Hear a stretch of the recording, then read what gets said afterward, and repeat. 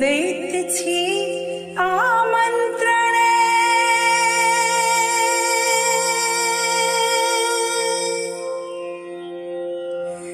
दैत छी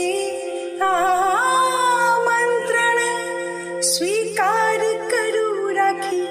ध्यान में यो दैत छी आमंत्रण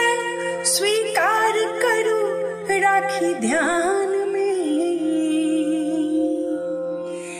मातृभाषा सम्मान में ना पंडित कौशल भेल थी समर्पित